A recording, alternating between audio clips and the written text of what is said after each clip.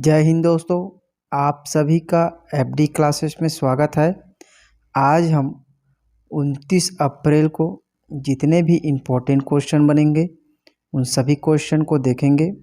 यदि आपको किसी भी क्वेश्चन में किसी प्रकार का डाउट हो तो कमेंट जरूर कर देना है। और यदि आप हमारे वीडियो में पहली बार हैं तो चैनल को सब्सक्राइब, लाइक और शेयर ज़रूर करें, साथ ही बेल आइकन को प्रेस करें। चलिए आज का पहला प्रश्न देखिए। प्रदेश के जीरा फूल धान किस्म को जीआई टैग कब दिया गया है? तो इनका सही आंसर होगा 14 मार्च 2019 को जीरा फूल धान किस्म को जीआई टैग दिया गया है। इम्पॉर्टेंट क्वेश्चन है, याद रखेंगे। चलिए ध्यान देंगे। जीरा फूल धान किस्म की एक स्वदेशी और सुगंधित किस्म है। इसका उत्पादन सिर्फ छत्तीसगढ़ में किया जाता है। याद रखेंगे, जीरा फूल धान किस्म का उत्पादन सिर्फ छत्तीसगढ़ में ही किया जाता है। जीरा फूल धान को अधिक पानी की आवश्यकता नहीं होती है और नमी वाले खेतों में इसे कम समय में उगाया जा सकता है। याद रखेंगे, इससे कुट वाले क्वेश्चन बनाए जा सकते हैं। इनके सभी पॉइंट को अच्छे से याद रखना है। इस धान से निकलने वाले चावल जीरे के फूलों के समान आकार में बहुत छोटे और खाने में स्वादिष्ट होते हैं। इसी कारण इनको जीरा फूल नाम दिया गया है। इसका उत्पादन प्रति एकड़ 8 क्विंटल होता है। 14 मार्च 2019 को जीरा फूल को जीआई टैग दिया गया था। याद रखेंगे, राज्य के सिर्फ 5 उत्पादों को जीआई टैग दिया गया है, जिसमें से बस्तर के ढोकरा शिल्प को और बस्तर के काष्ठ शिल्प को दिया गया है।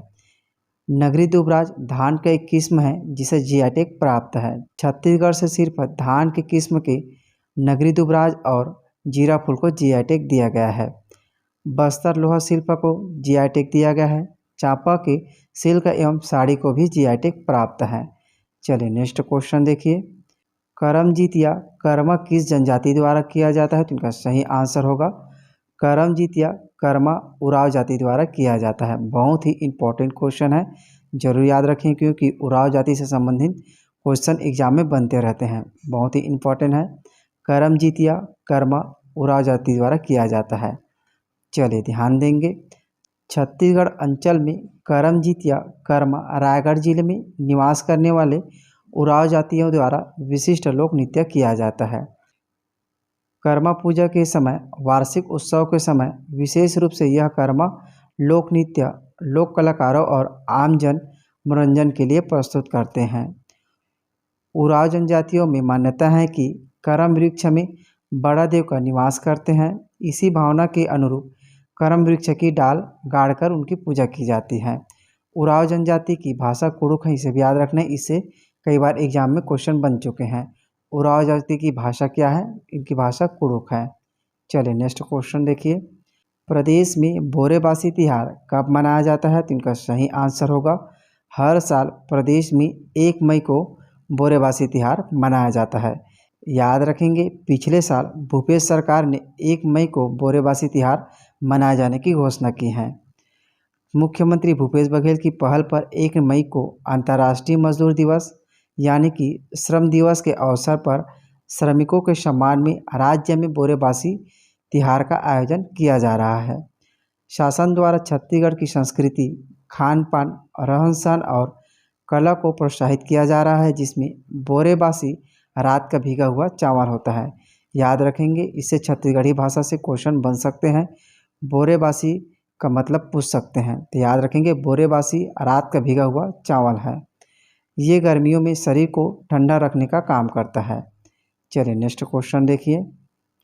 लिथियम ब्लॉक का आवंटन करने वाला देश का पहला राज्य कौन बना है? तो इनका सही आंसर होगा लिथियम ब्लॉक का आवंटन करने वाला देश का पहला राज्य छत्तीसगढ़ बना है। याद रखेंगे, बहुत ही इंपॉर्टेंट क्वेश्चन है। आप इमेज में देख सकते हैं, लिथियम इस प्रकार का दिखाई देता है। चलिए ध्यान देंगे। छत्तीसगढ़ के 4 जिलों में लिथियम के भंडार मिले हैं, जिसमें कोरबा के कटघोरा ब्लॉक का आवंटन जल्द ही करने वाला है। छत्तीसगढ़ पहला राज्य होगा जहां लिथियम ब्लॉक का आवंटन किया जाएगा। अभी लिथियम को लेकर चीन पर हमारी निर्भरता है, लेकिन इन खनिजों के भंडारण से हमारा देश आत्मनिर्भर हो जाएगा। याद रखेंगे, इससे पहले भारत चीन से लिथियम मंगाया जाता था, अब छत्तीसगढ़ में लिथियम का भंडार मिलने से छत्तीसगढ़ से इसका उत्पादन किया जाएगा।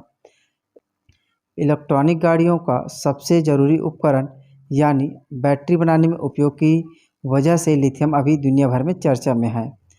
छत्तीसगढ़ में कोरबा के कटघोरा इलाके में 2.5 वर्ग किलोमीटर में 0.1% से 0.4% लिथियम मिलने की पुष्टि हुई है। छत्तीसगढ़ में 1978 में सुकमा के चित्रुवाड़ा, चितपाल और कोकपाल में 4.2% लिथियम होने का अनुमान लगाया था। याद रखेंगे, इससे भी क्वेश्चन बनेंगे। सुकमा जिले में भी लिथियम का भंडार मिले हैं। इससे पहले भारत में जम्मू कश्मीर में भी लिथियम का भंडार होने की पुष्टि की है। चलिए नेक्स्ट क्वेश्चन देखिए। केरल की तर्ज पर छत्तीसगढ़ में रबर की खेती के लिए किसके साथ समझौता किया गया है? तो इनका सही आंसर होगा रबर अनुसंधान संस्थान कोट्टायम के साथ केरल की तर्ज पर छत्तीसगढ़ में रबर की खेती के लिए समझौता किया गया है। बहुत ही इंपॉर्टेंट क्वेश्चन है। चलिए इन सभी बिंदुओं को अच्छे से याद रखना है क्योंकि इससे कोट वाले क्वेश्चन बनाए जा सकते हैं। रबर अनुसंधान संस्थान कोट्टायम बस्तर क्षेत्र में रबर की खेती संभावनाएं तलाशने के लिए कृषि अनुसंधान केंद्र बस्तर में 1 हेक्टेयर क्षेत्र में रबर की प्रायोगिक खेती करने जा रहा है। इस संबंध में इंदिरा गांधी कृषि विश्वविद्यालय रायपुर तथा रबर अनुसंधान कोट्टायम के मध्य समझौता किया गया है। बहुत ही इंपॉर्टेंट है। इंदिरा गांधी कृषि विश्वविद्यालय रायपुर और रबर अनुसंधान संस्थान कोट्टायम केरल के मध्य समझौता किया गया है। याद रखेंगे, कोट्टायम संस्थान कहाँ का है? तो केरल का है। इस समझौते के अनुसार रबर इंस्टीट्यूट कृषि अनुसंधान केंद्र बस्तर में 1 हेक्टेयर रकबे में रबर की खेती हेतु 7 वर्षों की अवधि के लिए अनुबंध किया गया है। सामग्री, खाद, उर्वरक, दवाई और मजदूरी पर होने वाले व्यय इंदिरा गांधी कृषि विश्वविद्यालय को उपलब्ध कराया जाएगा। पौधा प्रबंधन का कार्य रबर इंस्टीट्यूट के वैज्ञानिकों के मार्गदर्शन में इंदिरा गांधी कृषि विश्वविद्यालय द्वारा किया जाएगा। भारत में केरल, तमिलनाडु आदि दक्षिणी राज्यों में रबर की खेती किसानों को संपन्न बनाने में अहम भूमिका निभाई है। केरल में सबसे अधिक रबर की खेती की जाती है, इसके बाद तमिलनाडु में। ये सभी याद रखना, ये सभी क्वेश्चन बने हुए हैं। चलिए अगला प्रश्न है, प्रसिद्ध देवरानी जेठानी मंदिर किस सदी से संबंधित है? तो इनका सही आंसर होगा प्रसिद्ध देवरानी जेठानी मंदिर 6ठी शताब्दी से संबंधित है। बहुत ही इंपॉर्टेंट क्वेश्चन है। इससे संबंधित इतिहास में कई बार क्वेश्चन पूछे जा चुके हैं। बिलासपुर जिले में मनियारी नदी के तट पर प्रसिद्ध देवरानी जेठानी मंदिर स्थित है। याद रखेंगे, मनियारी नदी के तट पर स्थित है। तालागांव नामक पुरातत्व स्थल जो अमेरिकापा गांव के पास स्थित है, वहां प्राचीन मंदिर परिसर में शिव की एक विशालकाय एकाश्म मूर्ति स्थित है। 6ठी सदी की इस मूर्ति को विद्वानों ने रुद्र शिव के रूप में पहचान किया गया है। चलिए अगला प्रश्न देखिए। राज्य सरकार द्वारा आने वाले वित्तीय वर्ष में कितने लाख मीट्रिक टन धान की खरीदी का लक्ष्य निर्धारित किया गया है? तो सही आंसर होगा 130 लाख मीट्रिक टन धान की खरीदी का लक्ष्य निर्धारित किया गया है। याद रखेंगे, बहुत ही महत्वपूर्ण है। ध्यान देंगे, वर्तमान में धान खरीदी केंद्रों की संख्या बढ़कर 2617 हो गई है। राज्य सरकार द्वारा प्रति एकड़ 20 क्विंटल धान खरीदी की घोषणा की गई है। इससे पहले प्रति एकड़ 15 क्विंटल की धान की खरीदी की जा रही थी, अब इसे बढ़ाकर 20 क्विंटल प्रति एकड़ किया गया है। राजीव गांधी किसान योजना के अंतर्गत 9,000 रुपये प्रति एकड़ इनपुट सब्सिडी दी जा रही है। तेंदुपत्ता के बारे में महत्वपूर्ण जानकारी, राज्य में चालू माह अप्रैल के तीसरे सप्ताह से तेंदुपत्ता संग्रहण का कार्य शुरू किया जाएगा। राज्य सरकार द्वारा वर्ष 2019 से तेंदुपत्ता संग्रहण दर 2500 रुपये से प्रति मानक बोरा बढ़ाकर 4,000 रुपये प्रति मानक बोरा निर्धारित किया गया है। याद रखेंगे, यह भी महत्वपूर्ण है। चलिए नेक्स्ट क्वेश्चन देखिए। पिछले वीडियो में हमने आपसे प्रश्न पूछा था कि छत्तीसगढ़ के किस फिल्म को प्रतिष्ठित दादा साहेब फाल्के फिल्म फेस्टिवल में दिखाई जाएगी? तो इनका सही आंसर होगा दवा फिल्म को दिखाई जाएगी। याद रखेंगे, इंपॉर्टेंट क्वेश्चन है।